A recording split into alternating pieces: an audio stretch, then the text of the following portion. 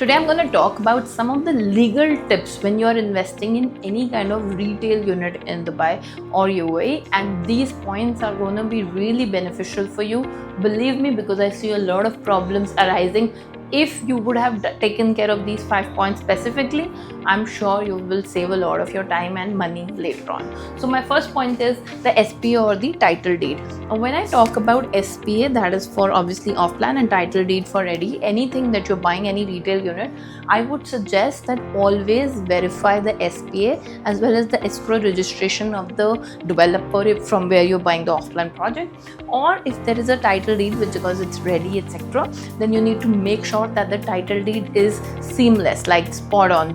You need to do that verification with DLD. The second point I feel is the zoning and trading activity, which is very important, because believe me guys, not all trading activities, if you plan to conduct a business or even if you plan to do, plan to lease it out, you need to know what all trading activities are allowed in that particular retail unit. You will also need to check municipality for zoning permissions. The third thing I really feel is important is check the exact unit, because in retail the problem will come when location is the key, and if there's no footfall or the kind of returns that you were expecting is not there, maybe you were overpromised, overcommitted. So always check the exact unit that you're being allocated, especially in off plan. Even if it's ready, you should be knowing what you're getting into. So location is the key, and I think you need to specifically emphasize on that.